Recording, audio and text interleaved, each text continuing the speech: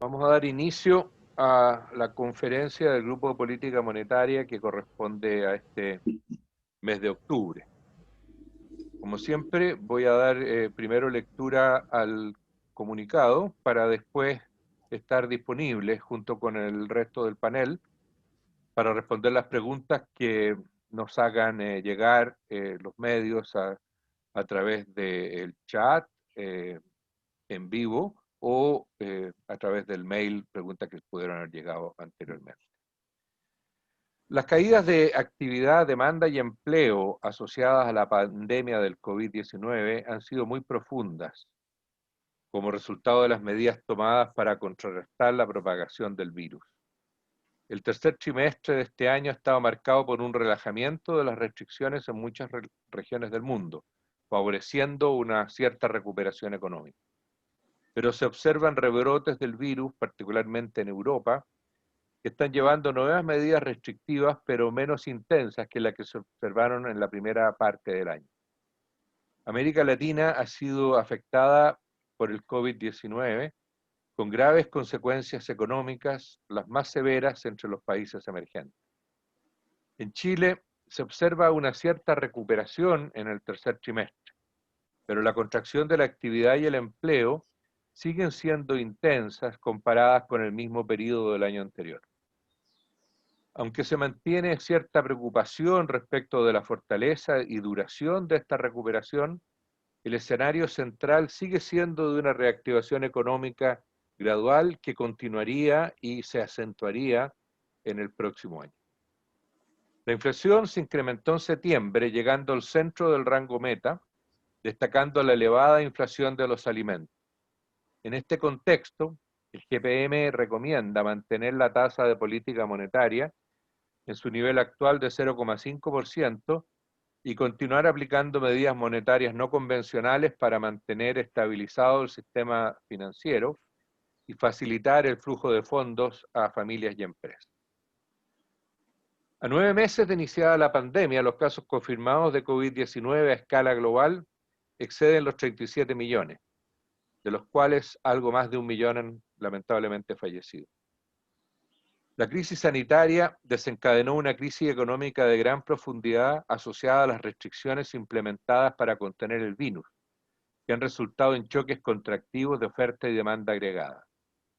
Todo indica que la mayor contracción de la actividad económica global se alcanzó en el primero y segundo trimestre y que en el tercero hay una recuperación incipiente, algo más pronunciada que la proyectada originalmente.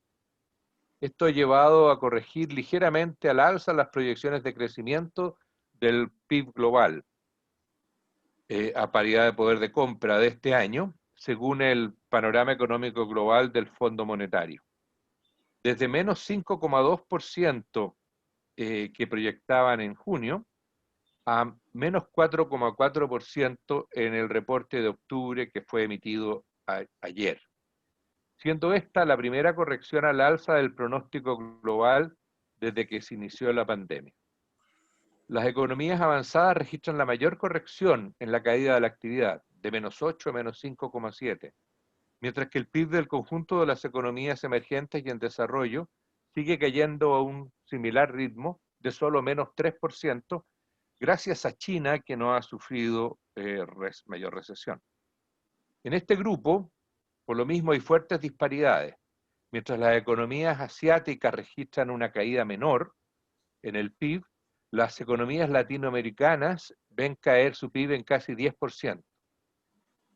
Los países latinoamericanos más afectados con la caída del PIB son Venezuela, menos 25%, Perú, menos 14%, Argentina, menos 12%, y México, menos 9%. Los países de la región que se verían menos afectados incluyen el nuestro: Chile, menos 6% de acuerdo al pronóstico del FMI, Brasil, menos 6%, Uruguay, menos 4,5% y Paraguay, menos 4%. El escenario central pronosticado presenta una tasa relativamente alta de crecimiento económico para 2021 y 2022, implicando que una buena parte de las economías podrían volver a los niveles de actividad alcanzados antes de la pandemia, en 2019, ya sea en 2022 o 2023, o incluso antes, en el caso de algunas economías asiáticas. Pero esta recuperación enfrenta varios desafíos, incluyendo la evolución de la pandemia y lograr el despliegue de tratamientos efectivos para la enfermedad y una aplicación de vacunas que permitan lograr inmunidad. Por otra parte, la magnitud de los daños más estructurales que afectan a los sistemas financieros y la capacidad productiva restringirá el ritmo de recuperación. Aunque las respuestas de política fiscal y monetaria en economías avanzadas han sido muy agresivas y capaces de atenuar y revertir la contracción de demanda, muchas economías emergentes o en desarrollo no cuentan con el acceso a los mercados financieros o la confianza en sus monedas como aplicarlas, y por lo tanto su recuperación será más lenta. Dada la magnitud de la recesión y la incertidumbre reinante, el camino a la recuperación global hacia una normalidad prepandemia en un par de años no está garantizado. Además, otros factores relacionados con tensiones políticas y comerciales, limitaciones de la globalización, pueden dificultar adicionalmente el proceso de recuperación global. En Chile, todo indica que la significativa contracción de la actividad y de la demanda del segundo trimestre de este año marcaría la más profunda caída interanual de esta crisis. Menos 14% cayó el PIB en el segundo trimestre. Los indicadores preliminares del tercer trimestre anticipan una caída del PIB en torno a 10%. Para el último trimestre, dado el ritmo de recuperación observado y los riesgos presentes, se espera también una caída en 12 meses, aunque en ritmo menor. Las proyecciones del Banco Central para el año como un todo, para el 2020, implican una tasa de crecimiento positiva para el cuarto trimestre y así lograr superar el límite inferior de su pronóstico de crecimiento del PIB de menos 5,5%, lo que a esta altura parece difícil de lograr. Muchos analistas, incluido el Fondo Monetario Internacional, tienen una visión algo más negativa, proyectando una caída entre menos 6 a menos 6,5% en el PIB chileno de 2020. Existen varios elementos de riesgo que configuran vulnerabilidades del proceso de reactivación económica en Chile. Primero, la evolución de los contagios del COVID-19 seguirá condicionando la producción y demanda de bienes y servicios por medidas de confinamiento y alejamiento social. Con ello, un alza de contagiados, como se observa en algunas regiones, está haciendo retroceder el proceso de desconfinamiento y con ello postergando la reactivación económica. Segundo, las incertidumbres asociadas a la discusión política y temores de resurgimiento de la violencia de octubre y noviembre recién pasados mantiene frenada la inversión. Tercero, una vez que el efecto del impulso fiscal presente en las ayudas económicas implementadas por el gobierno y el efecto del retiro del 10% de los fondos de pensiones se vayan diluyendo, el consumo privado dependerá en mayor medida de la evolución de los ingresos laborales, y hasta aquí ha sido muy negativa. Lo que sumado a las pobres perspectivas para el crecimiento del producto potencial en los próximos años, genera desafíos adicionales para reactivar el mercado laboral. Otro desafío es mantener el flujo de crédito a empresas y personas, conservando sano y solvente al sistema financiero. El deterioro que ha experimentado el mercado laboral ha sido muy profundo. En el trimestre móvil junio-agosto, el empleo total registró una caída de 19% en 12 meses, implicando una destrucción neta de empleos de 1,7 millones de puestos de trabajo, de los cuales 900.000 eran empleos formales y los 800.000 restantes empleos informales. La caída del empleo informal llega a menos 35%. Y al contrario de los empleos formales, ninguno de estos 800.000 empleos perdidos, informales, cuenta con seguro de cesantía o algún plan de protección. La tasa de desempleo debemos decir que no representa adecuadamente el deterioro del mercado laboral, a pesar de que llega a 12,9%. Pero esto sería mucho mayor si se usara una fuerza de trabajo corregida, la que incluye a los que se han retirado temporalmente de la fuerza de trabajo, pasando a ser temporalmente inactivos. Un cálculo corregido de este tipo permitiría entender mejor la magnitud de la caída en los ingresos laborales.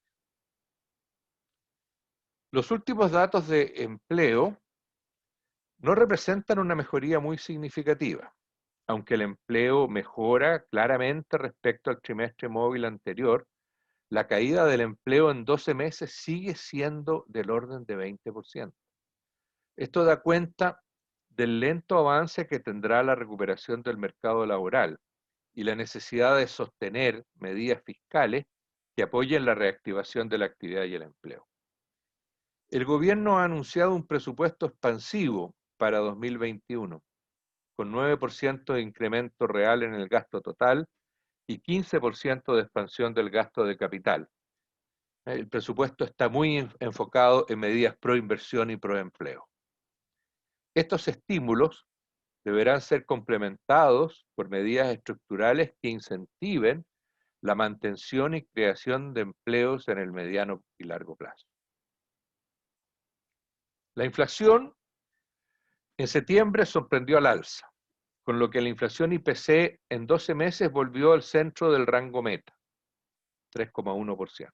Aunque la inflación subyacente, el IPC que excluye alimentos y energía, sigue bajo el centro del rango meta en 2,2%, tal como las expectativas de inflación de mediano plazo que continúan reducidas. En septiembre destacaron las alzas mensuales de precios de alimentos, 1,8% en el mes, vestuario, 1,7%, equipamiento de vivienda, 1%, recreación, 0,7% y varios, 0,6%. Los precios de los alimentos han mostrado un aumento significativo ya en forma sostenida por varios meses, acumulando en septiembre una inflación del 8,3% anual. Por su parte, el tipo de cambio mantiene una trayectoria de depreciación que se ha ido moderando, llegó al 7% anual en septiembre y apunta a 10% en lo que va de octubre, pero esto después de varios trimestres con tasas de depreciación mucho más elevadas, que incluso superaron el 20% anual. El riesgo de una mayor depreciación del peso persiste, como lo ha mostrado la volatilidad de los últimos días, pero su capacidad de transmitirse a inflación sigue siendo limitada por las amplias holguras de capacidad existentes y la debilidad del mercado laboral. Por esto, el riesgo de que se modifique sustancialmente la dinámica inflacionaria en lo que queda del año y el próximo sigue siendo limitado. Siempre existe algunas posibilidades de sorpresas e innovaciones. Las expectativas siguen aumentando una inflación algo bajo 3% en diciembre. Para fines del 2021 y para plazos mayores, las expectativas de inflación siguen alineadas al centro del rango meta, 3%. En suma, en Chile se observa una cierta recuperación en el tercer trimestre, pero la contracción de la actividad y el empleo siguen siendo intensas comparadas con el mismo periodo del año anterior. Aunque sigue presente una cierta preocupación por la fortaleza y duración de esta recuperación, el escenario central es de una reactivación gradual que se acentuaría en 2021. La inflación sigue siendo consistente con la meta, aunque preocupa la elevada inflación de los alimentos.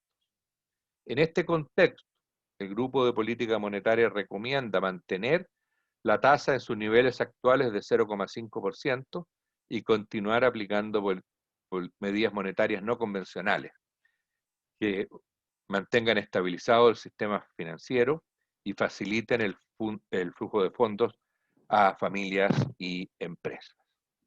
Esto sería el comunicado y quedamos atentos a las consultas que nos puedan hacer llegar.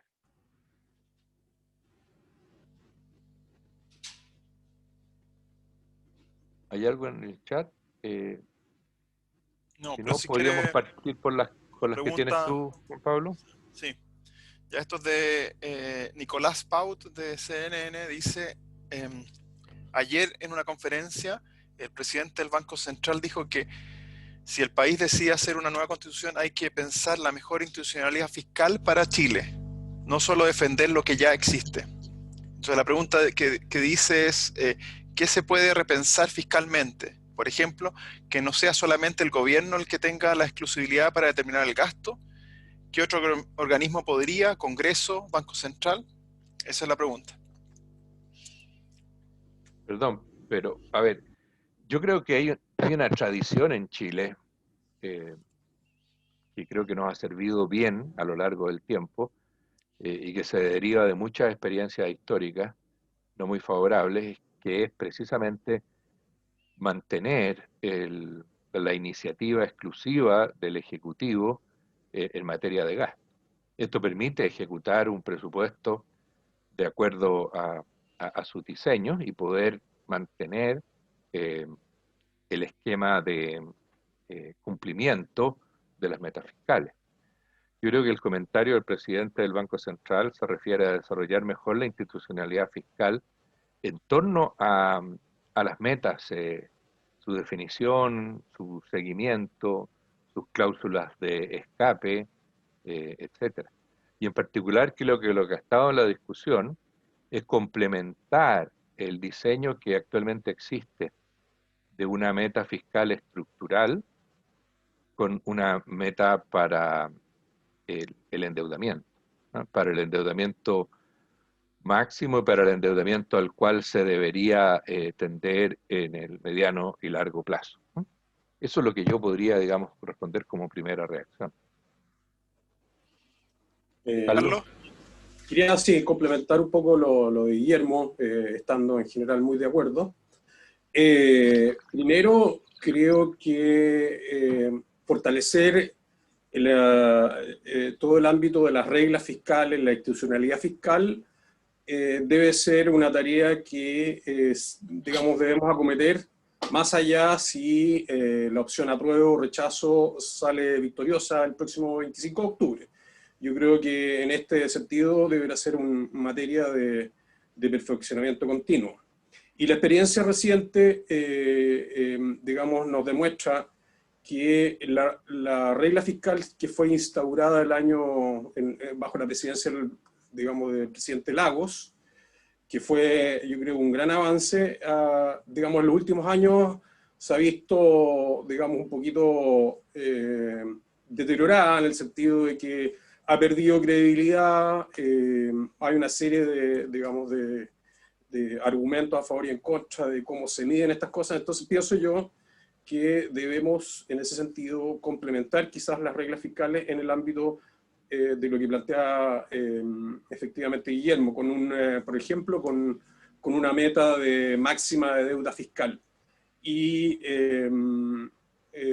además creo que se ha ido avanzando en este tema del Consejo Fiscal Autónomo, que me parece que es una buena medida de política, y yo creo que en la medida que ese Consejo Fiscal Autónomo crecientemente vaya teniendo mayor independencia en términos de recursos, en términos de opinión, yo creo que eso va a ser muy favorable también para poder tener en Chile una regla fiscal y una institucional fiscal, digamos, que sea coherente con la solvencia de mediano plazo del fisco y con, bueno, reglas que se cumplan desde el punto de vista, digamos, de lo que es una trayectoria sostenible de la deuda. Gracias, Carlos. Me parece que Tomás quería Sí, a decir ver, algo. yo me sumo a lo que acaba de decir Carlos y lo que había dicho antes Guillermo.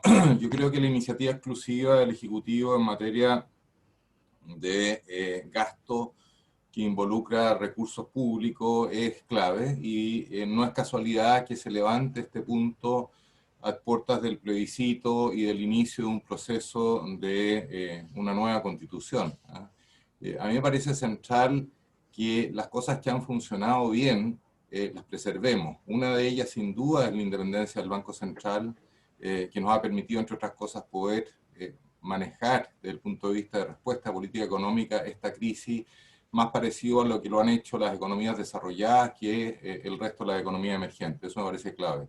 Y en materia fiscal, dado el panorama que se ve en términos de ingresos fiscales por el deterioro en materia de crecimiento económico y de demandas sociales que generan mayor presión de gasto público, también me parece muy pertinente el poner una nueva ancla, y esa nueva ancla puede ser limitar el nivel de deuda pública en relación a un porcentaje del PIB que parezca prudente. Me parece que está bien.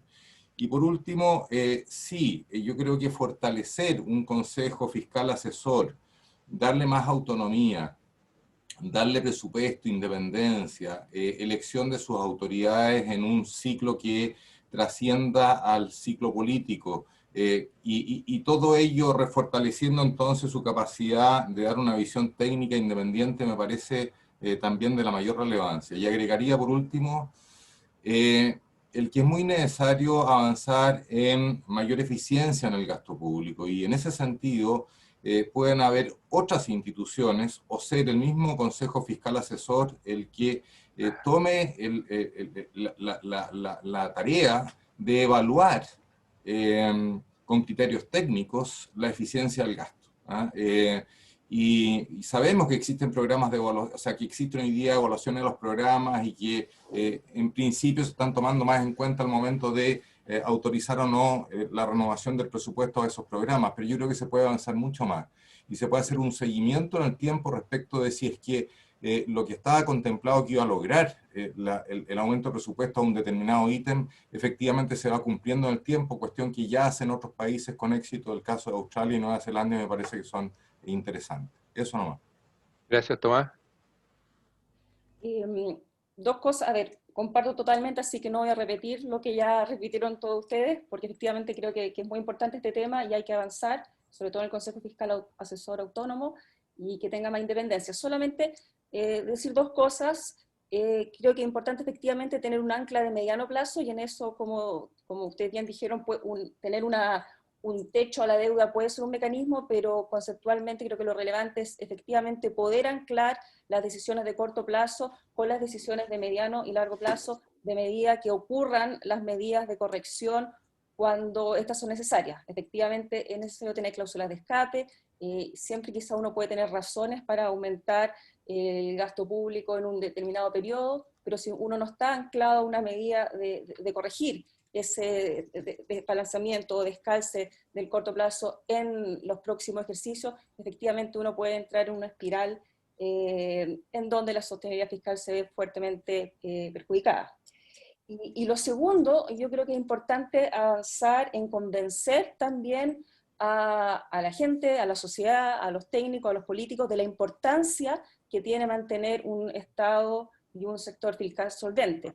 Creo que uno de los grandes méritos que ha tenido el Banco Central es que ha logrado convencer a la población de que tener una inflación baja y estable en el tiempo es algo bueno, es algo que ayuda al bienestar, es algo que ayuda a poder desarrollar los proyectos sociales, algo que ayuda a mantener la estabilidad macroeconómica, y creo que eso no ha sido tan fuerte, o por lo menos la gente puede estar menos convencida de que mantener una regla fiscal estable y ser responsable fiscalmente efectivamente trae bienestar para la población, permite hacer mejor política fiscal, permite hacer política contracíclica, permite ser más flexible, y por lo tanto yo creo que siempre las leyes y el papel es muy bueno, pero si no hay un convencimiento real de los actores políticos y de la sociedad en esa ley, es muy difícil cumplirla. Por lo tanto, creo que también hay que avanzar ahí, en transparencia, en información y en relevar la importancia que tiene tener una ley de responsabilidad fiscal que efectivamente se mantenga en el tiempo. Juan Pablo, ya, tus comentarios. Sí, yo solamente para terminar, yo estoy, sí, de acuerdo, quizás agregar un elemento diferente y una publicidad.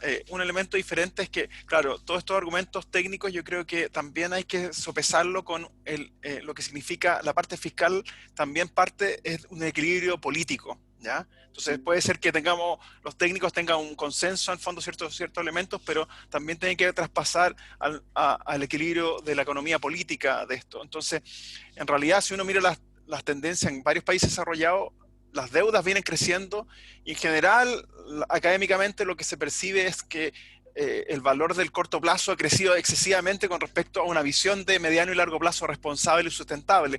Y en ello, la fragmentación política, demandas sociales de muy corto plazo, shocks grandes económicos que generan una necesidad muy grande de ayuda fiscal de corto plazo, han exacerbado estos elementos, en el fondo, de un sesgo más por el corto plazo en desmedro del mediano plazo, donde hay factores políticos que también inciden en ello.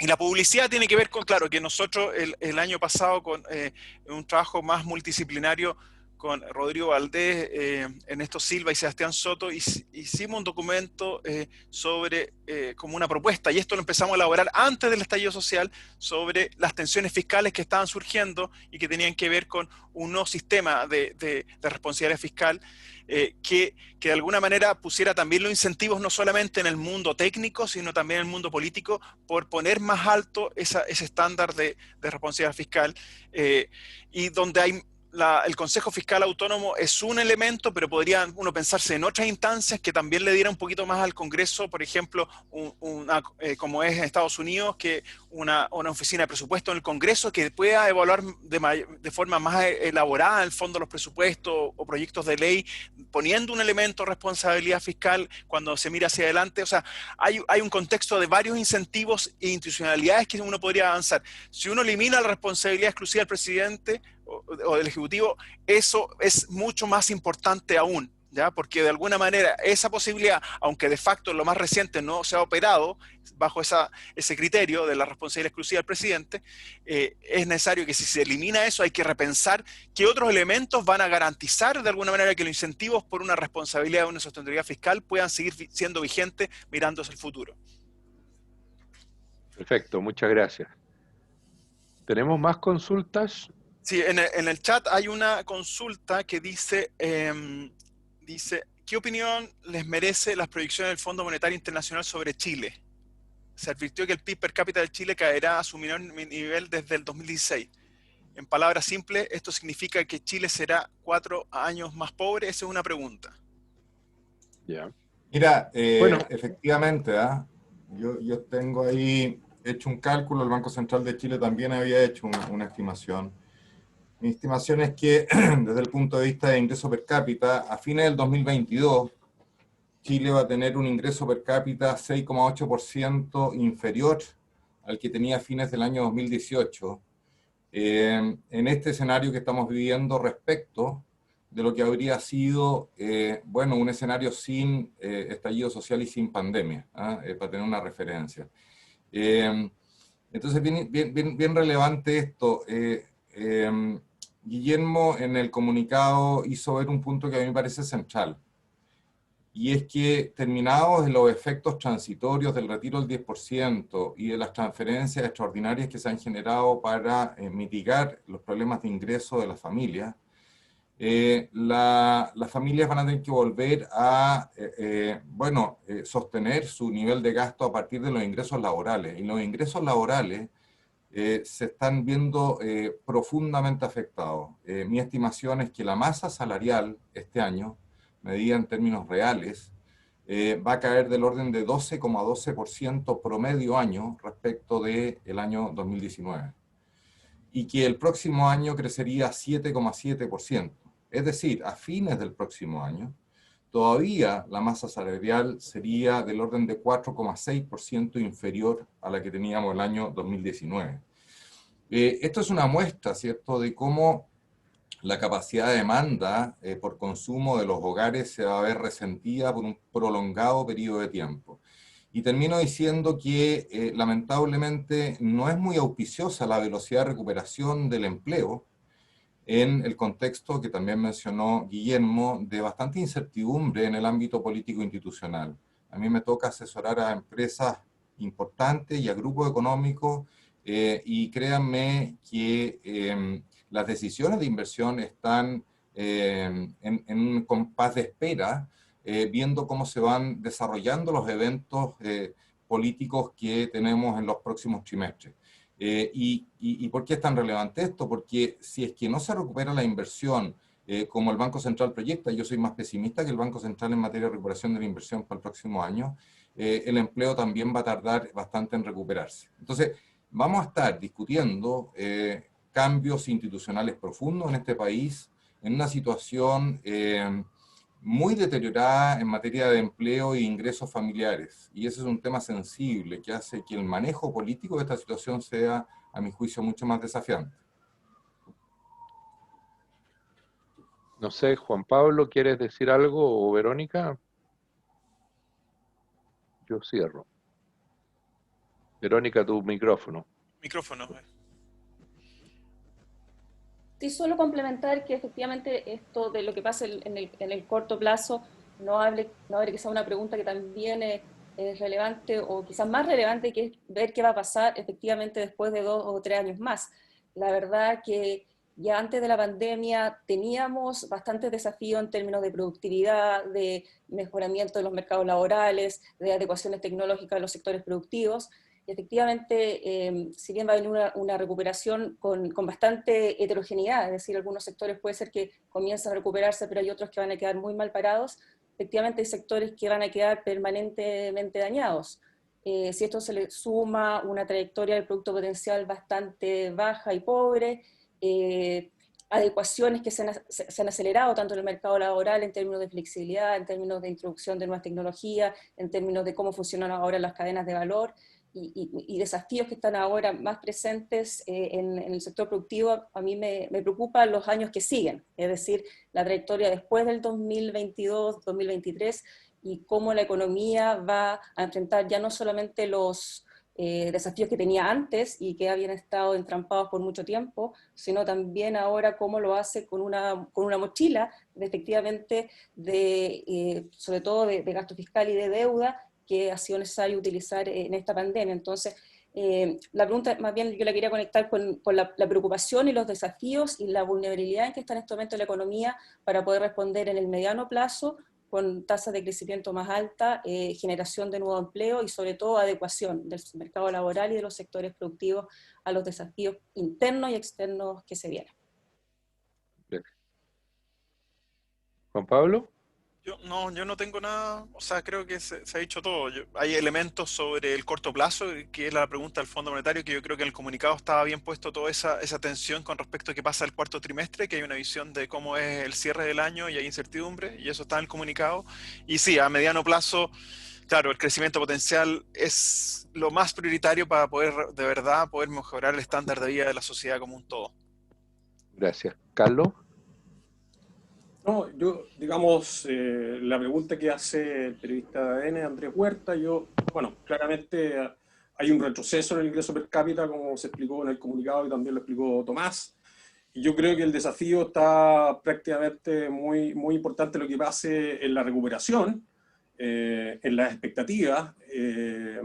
Digamos, yo tengo más incertidumbre, o yo creo que hay mucha más incertidumbre de lo que va a pasar el próximo año. Yo creo que este año está bastante jugado, en términos de que vamos a crecer entre 6 y 6,5%. Y bueno, todos los desafíos que mencionó Tomás en el ámbito político, la nueva constitución, digamos, que se escriba, yo creo que eso agrega elementos adicionales de incertidumbre que probablemente no van a ayudar en nada a una recuperación más rápida, digamos, de la economía, y eventualmente también pudiera introducir, digamos, riesgos adicionales a la posibilidad de generar un mayor crecimiento del producto potencial. Pues yo, la verdad es que escuchándolo, estoy muy, muy en línea, muy de acuerdo con los distintos aspectos que ustedes han tocado. Pero yo solamente quisiera poner un énfasis en la importancia del crecimiento. Porque para nosotros eso es absolutamente claro, pero de repente en la discusión pública como que este se olvida, digamos, y se le da como por garantizado. Sin crecimiento económico no podemos resolver los principales problemas de este país, ¿eh? Y ahí yo tengo una preocupación muy, muy, muy seria, muy sentida respecto a los impactos que toda esta situación va a tener sobre la pobreza. Porque hemos visto en el tiempo cómo los periodos de bajo crecimiento económico, de caída del ingreso per cápita que ya se ha mencionado, afectan más profundamente a los sectores más vulnerables, y eso va a tener un impacto sobre la pobreza, que estamos tan orgullosos de haberla podido reducir en el tiempo durante los últimos 30 años.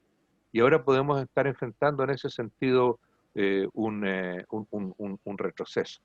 Tenemos que volver nuestra atención, y el sistema político tiene que volver su atención hacia el crecimiento y empezar a tomar medidas y acciones que permitan no solamente una rápida recuperación después de la pandemia y superar el conflicto y la violencia que se generó con el estallido social, sino que además generar bases para un crecimiento sostenido de mediano y largo plazo, que lo vemos resentido desde, yo creo, 2013, 2014, 2015, no sé, se fue gradualmente apocando, por decirlo de una manera. Y tenemos ese desafío hacia adelante, que es una condición necesaria para poder alcanzar desarrollo y superación de los otros problemas que tenemos. Crecer no es un capricho de economista, digamos, ¿no? Crecer es una realidad que se nos muestra en todas las experiencias vividas, digamos, los países que logran desarrollarse y superar los problemas de pobreza y más sentido de su población, son países que crecen. Bien. Aquí había una pregunta más que me lo mandó a mí Mario Vera de Radio Bio Bio, que dice: hoy la Comisión de Constitución de la Cámara comienza a discutir un eventual segundo retiro del 10% de los fondos previsionales y que buscaría sumar el retiro anticipado de fondos para pensiones con renta vitalicia, entre otros. ¿Qué opinión tienen ustedes respecto a esta iniciativa y qué impacto económico podría causar comparándolo con lo ocurrido en el primer retiro? Bueno, la verdad que es una medida muy inconveniente, no desde el punto de vista de reactivación de la demanda, que sabemos que cuando la gente tiene acceso a mayores cantidades de recursos para poder gastar, alivia su situación y también impulsa la demanda. Pero creemos que, por lo menos yo pienso que ese papel lo debe ejecutar la política fiscal, y no la utilización de los fondos acumulados con un propósito, que es proveer de ingresos en la época del retiro.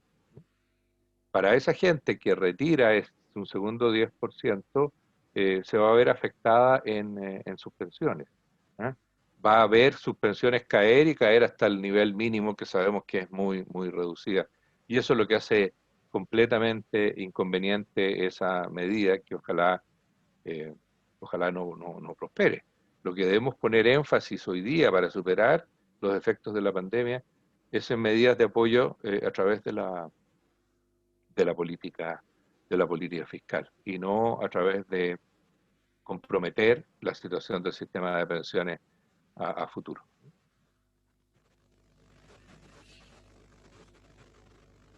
No sé, ¿alguien más? Sí, yo, bueno, suscribo plenamente lo que acaba de decir Guillermo. A mí me parece muy preocupante. Finalmente hay una visión como de urgencia, abocada, ¿cierto?, a lo que está sucediendo en el tiempo presente, en el corto plazo, como que justifica casi cualquier cosa. Y efectivamente aquí se estaría haciendo un daño a las futuras generaciones bastante importante. Piensen ustedes que de darse este segundo retiro del 10%, más del 40% de los cotizantes se quedarían sin recursos. ¿Qué significa eso? Bueno, finalmente que recursos fiscales van a tener que hacerse cargo de una situación crítica de generaciones futuras cuando se jubilen. Entonces, aquí hay un tema mayor, y si uno quiere hacer una lectura entre líneas de carácter más político, el sacar este segundo 10% puede empujar a que el sistema de capitalización individual se transforme en el sistema previsional para los segmentos más acomodados, y finalmente que los segmentos de menores ingresos se descuelguen del sistema.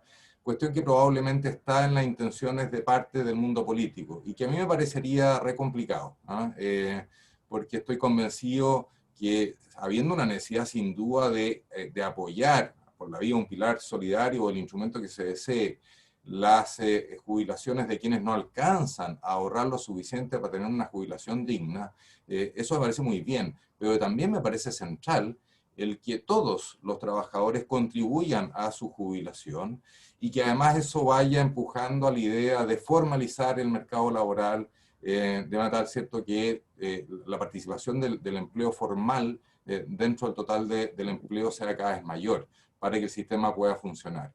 Aquí, desde el punto de vista técnico, los niveles de acuerdo son enormes, sabemos perfectamente cuáles son los problemas que hay que corregir al sistema de capitalización individual para que pueda rendir mejor, porque la realidad ha cambiado. Sin embargo, la tentación política de corto plazo es otra y puede ser tremendamente destructivo en una visión de mediano y largo plazo. Muchas gracias, Tomás. Carlos quiere decir algo, parece. Estando muy de acuerdo con lo que expresaron Guillermo y Tomás, me parece que, digamos, esta es una expresión más de un cierto populismo campante a nivel político, en particular en la Cámara de Diputados, lo cual claramente va a ser muy costoso para el país, digamos, si efectivamente este tipo de iniciativas logra prosperar. Quería recordarles que los que propusieron la primera vez este retiro dijeron que iba a ser por única sola vez.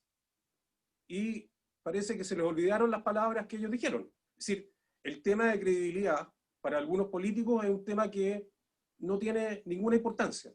Y yo creo que en política económica y en política fiscal y en política económica en general, ser creíble, cumplir con la palabra empeñada es de la mayor importancia. Si no, es imposible, digamos, tener un país responsable, un país sólido, un país, digamos, que tenga opciones de desarrollo en el largo plazo. Y lo segundo, me llama la atención esto de las rentas vitalicias. Me parece que deberán entender las diferencias en la Cámara de Diputados, lo que es un fondo de pensiones de lo que es pensiones a través de las rentas vitalicias. No sé cómo están pensando ellos en generar un retiro a través de las rentas vitalicias. Me parece que probablemente no entienden mucho algunos de ellos qué significa. Gracias. ¿Algo más que agregar? Verónica, Juan Pablo. Yo no tengo nada más que agregar, yo creo que está todo bien claro al respecto. Hay una pregunta más, ¿no? Sí, hay una pregunta más de Patricia Marchetti de EMOL. Un poco lo menciona el comunicado, pero ¿cómo están viendo la trayectoria de reactivación económica de cara a fin de año, considerando que se está viendo un resurgimiento de la violencia? ¿Cuánto afecta, complica eso a la recuperación que se espera siga dándose de aquí al último trimestre? Ya. Yo creo que estamos en una trayectoria de recuperación. Ya hemos observado algo, pero esta recuperación no es extraordinariamente rápida ni tampoco explosiva. Y como hemos señalado durante la discusión y en el comunicado, hay varios lastres o mochilas, digamos, que tienen la economía que retardan esa recuperación. Y la que Patricia me parece que era, ¿no? Sí, Patricia. Me menciona, yo creo que efectivamente es uno de los lastres y preocupaciones. O sea, la violencia nuevamente que genera tantos efectos dañinos y que afecta a pequeños comerciantes, a pequeñas empresas, etcétera, que afecta el trabajo de otros, tiende a retrasar la recuperación y tiende también a disminuir la inversión, a postergar la inversión a la espera de que la situación se normalice o se aclare. Eso es ciertamente un freno más, añadido al de la pandemia, que tiende a afectar el ritmo de recuperación. Y por eso que señalamos que con estas amenazas o lastres presentes, es difícil esperar que el último trimestre logre alcanzar un nivel de actividad superior al que se tenía el año pasado, o similar al del año pasado. Yo creo que eso va a ser todavía difícil de lograr. Y me parece más claro aún que en términos de empleo, eso va a ser también muy difícil de lograr. Creo que a finales de este año vamos a seguir recuperándose el empleo. La caída en 12 meses va a moderarse, pero va a seguir siendo una caída en 12 meses en el empleo. Por esto es que yo creo que tenemos que tener paciencia, perseverancia, de tratar de mejorar las condiciones de convivencia, tratar de superar estos elementos, aislar a los violentistas, de alguna manera frenar esa violencia para poder generar una recuperación más rápida y sostenida. Sí, yo agregaría en general un llamado, si es que cabe, al mundo del periodismo, a que contribuyan a tomar conciencia de algo que se dijo hace un rato atrás y que es muy relevante, y es que el crecimiento no es un dato dado. Yo muchas veces tengo la sensación que tanto a nivel de los movimientos sociales, partidos políticos, hay la idea, ¿cierto?, de que el crecimiento está dado, está asegurado, y que aquí hay que preocuparnos de cómo distribuimos mejor ese crecimiento. Y es bien triste, porque la verdad es que, tal cual decía Guillermo recién, hay muchas razones que entrampan la recuperación de la economía chilena. Una de ellas, sin duda, es la incertidumbre, y la violencia no hace más que exacerbarla. Yo les quiero decir, con números que normalmente ayudan a entender, si es que uno normaliza, fue algo que se mencionó en el comunicado, la fuerza de trabajo, la tasa de desempleo efectivo en Chile hoy día sería del orden del 25%. Piensen ustedes qué sucede el día que se retoman las clases en los colegios y que aquellos padres o madres que están anclados en sus casas no pueden salir a ofrecerse para trabajar porque están cuidando a los hijos, vuelven al mercado del trabajo. Bueno, es perfectamente posible que, sumando el hecho que la ocupación, el empleo se va a recuperar muy lentamente, con que la fuerza de trabajo se va a ir restableciendo, la tasa de desempleo se mantenga alta por mucho tiempo. Entonces, hagamos conciencia de esto. El que crezca o no el último trimestre de este año, bueno, es más o menos simbólico. Por lo demás, si logramos crecer, no es muy meritorio, porque la base de comparación que el cuarto trimestre del año pasado fue una pésima base de comparación afectada por el estallido social. Aquí lo importante es levantar la mirada y pensar que en el mediano plazo la pista se pone muy complicada para el crecimiento y para el empleo, y que ese es un contexto que tiene que tomarse en cuenta al momento, ¿cierto?, de hacer la discusión en torno a la nueva constitución y a las presiones sociales que se están generando, y que el mundo político en general, yo diría que es una especie de caja de resonancia de esas presiones, en vez de poner paños fríos y acotar las expectativas a lo que realmente se puede hacer. Muchas gracias. ¿Alguna otra intervención? Dos temas, digamos, muy breves que quiero complementar. Uno, me parece de la mayor importancia que el sector, digamos, el gobierno, junto con todos los sectores políticos, o la mayoría de ellos, no solamente condenen la violencia, sino que apoyen el combate a ella. El combate, obviamente, dentro de la legítima uso de la fuerza, obviamente tratando de respetar todos los derechos humanos que correspondan, pero me parece la mayor importancia que en ese ámbito haya bastante conciencia y ojalá el mayor consenso posible, de tal manera de enfrentar esa violencia, porque así como decía Guillermo, no solamente perjudica la inversión, no solamente eso, sino que destruye capital productivo. Es decir, no solamente es que nos vamos a poder adicionar capital en el futuro porque los empresarios, los pequeños empresarios, los medianos empresarios no van a invertir, pero además le estamos destruyendo la capacidad productiva a muchas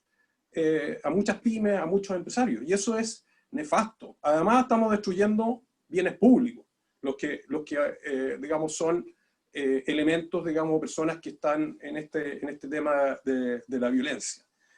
Y me parece entonces, en ese sentido, también hacer un llamado a tener conciencia que está bien tener diferencias, disputas, diferencias políticas, es absolutamente legítimo, pero esto no se puede resolver por el método violento, porque eso es lo único que hace es destruir un país, destruir su capacidad productiva, destruir la inversión, destruir los empleos.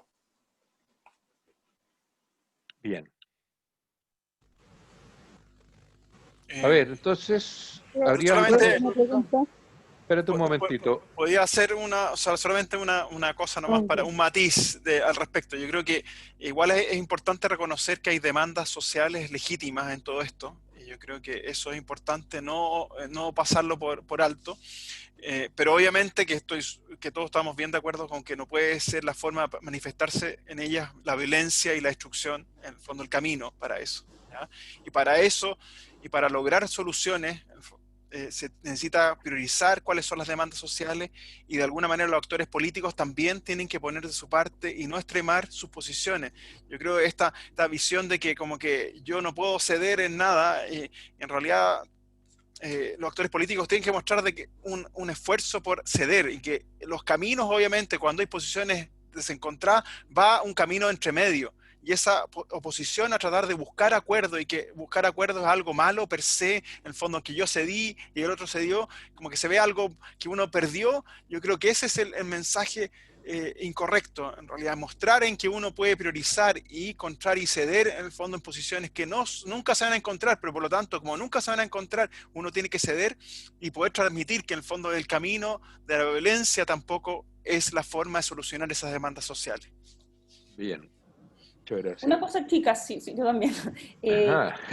No, es que realmente el tema de la violencia yo creo que, Nos vamos ya lo dije un entusiasmando a poco, poquito. pero dado la importancia, yo creo que es muy importante no normalizar la violencia, cosa que se ha estado haciendo un poco en el último tiempo.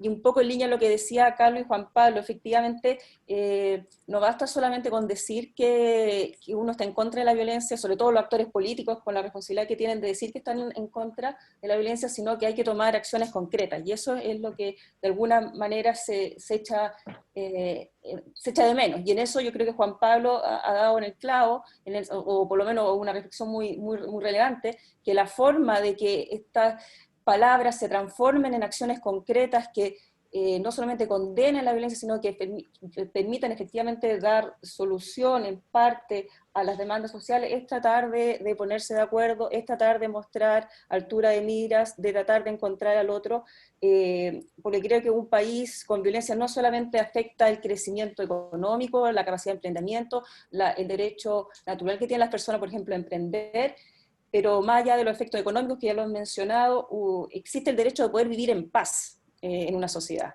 Y creo que eso no ha ocurrido. El último trimestre del año pasado fue bastante complejo para todos lo vivimos, y sería muy terrible, no solamente económicamente, sino que para la convivencia social y para poder lograr los acuerdos que se necesitan, que esta violencia se mantuviera y efectivamente uno empezara a vivir en un país en que uno no se siente seguro y que no pueda manifestar tampoco las opiniones que tenga libremente, y pueda desarrollar la actividad en forma normal, sin tener miedo básicamente de encontrarse con un polo de violencia en alguna esquina o básicamente en cualquier momento.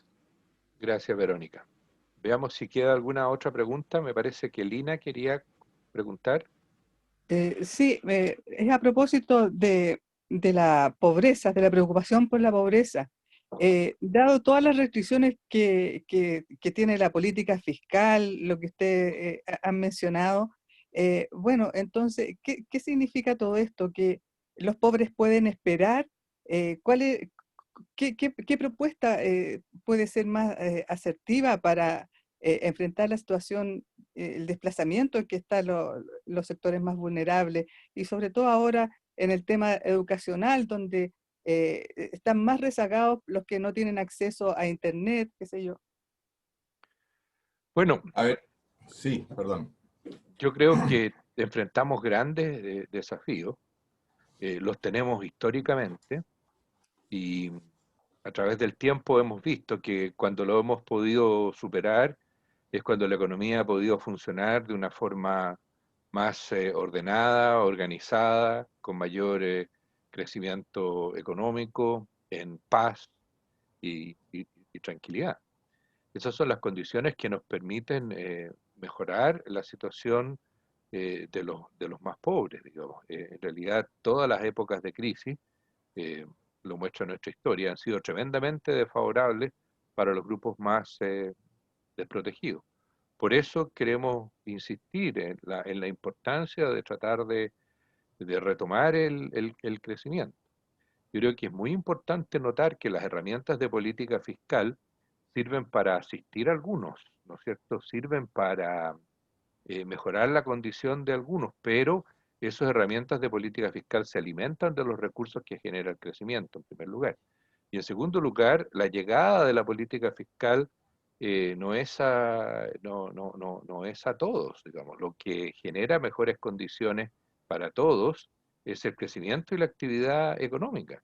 Está ahí donde está el origen de las soluciones, no en el gasto público, que es ciertamente un elemento muy fundamental, pero sin crecimiento económico, sin una actividad económica efectiva, eficiente, en rápido desarrollo, no hay cómo superar la situación de la pobreza y de los grupos más desposeídos. Perdona, Tomás, creo que tú ibas a decir algo también. Sí, a ver, a veces los economistas quedamos tildados como insensibles frente a la pobreza o la realidad muy dura que vive mucha gente.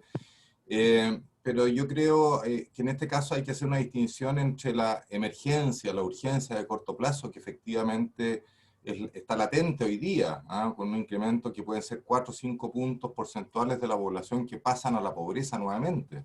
Esas son las estimaciones, y esa es una situación dramática, y dentro de las posibilidades efectivamente hay que focalizar los escasos recursos públicos para tratar de compensar y contener ese drama, sin duda. Eso en el corto plazo. Ahora, en el mediano y largo plazo, y asociando al tema de la educación, bueno, lo que va a permitir que la gente salga en forma más permanente de la pobreza es el crecimiento económico, lo que está vinculado a la calidad de las instituciones, lo que está vinculado a la calidad de las políticas públicas.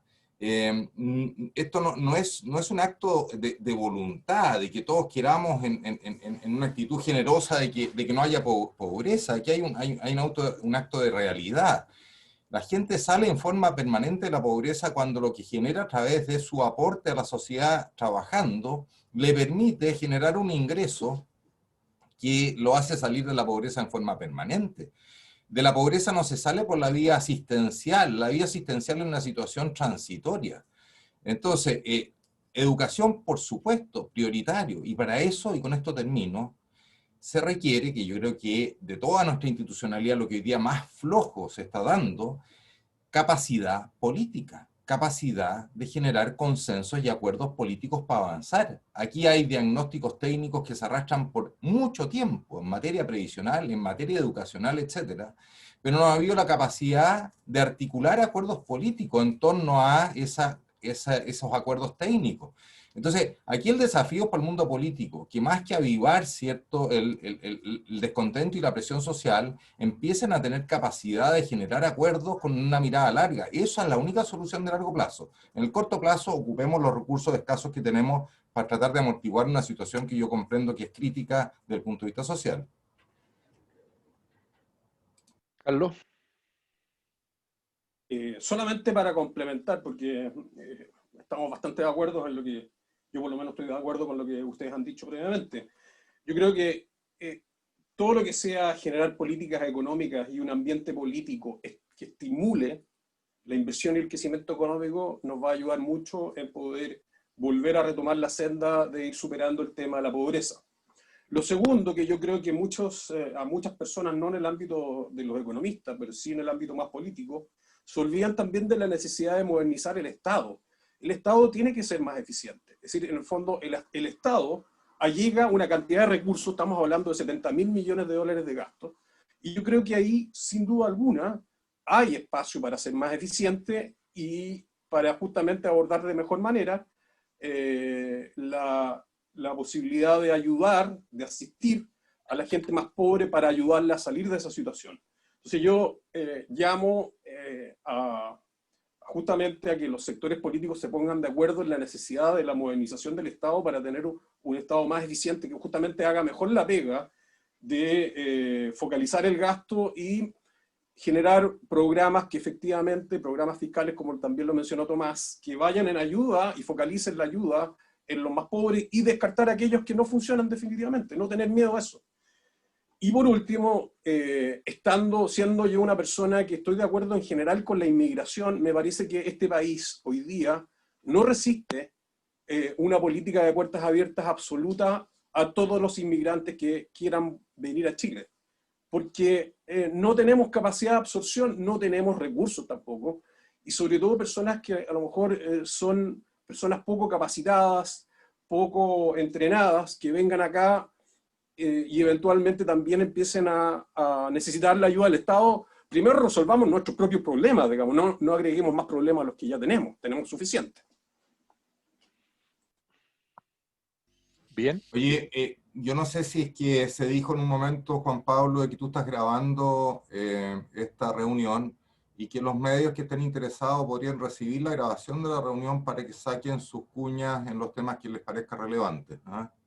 Así es, así es. Sí, está siendo grabado. Vamos a subir la, sí, vamos a subir la grabación a la página web de la facultad. Perfecto. Bien. ¿Hay algo que agregar de parte de los panelistas respecto a esta última consulta? Solamente yo agregaría algo, porque me parece que esta discusión de la pobreza yo creo que es súper importante. Yo he percibido como que las políticas económicas, por ejemplo, en los 90 eran muy malas porque no se preocuparon en tal cosa, pero hay una reducción muy grande de la pobreza en los años 90. Por lo tanto, ese calificativo tan malo, yo creo que es mala idea enamorarse como de políticas según la perspectiva ideológica que uno tenga, de decir cuál es la política económica óptima o ideal, perfecta. Yo creo siempre hay que lo bueno es enemigo, o sea, lo perfecto enemigo de lo bueno, y en ese sentido yo creo que hay que aprender de esas lecciones en el fondo de los 90, hay que remirar eso. Si nos vamos a preocupar de la pobreza, hay que mirar esa experiencia, y efectivamente quizás no es lo único determinante, pero el crecimiento económico ayuda, obviamente que ayuda muchísimo, obviamente que hay que tener focalización, hay que preocuparse de la eficiencia. Obviamente, dentro de miles de otras demandas de la clase media emergente y de la posibilidad de no caer de nuevo en la pobreza, obviamente que hay un set de políticas que hay que mirar, pero obviamente que hay que mirar la experiencia de los 90 no como algo malo, en el fondo, en materia política económica, sino que hay que mirar el lado bueno también, el vaso medio lleno de esa parte, para no caer en el fondo en soluciones que a lo mejor no son las adecuadas para la realidad que nos enfrentamos. Bien, muchas gracias. Creo que hemos dado respuesta a las consultas. Agradecemos mucho la participación de los medios en esta conferencia y su interés por nuestras opiniones, por nuestro trabajo. Quedamos a su disposición y esperando realizar la próxima conferencia, me parece que en el mes de diciembre.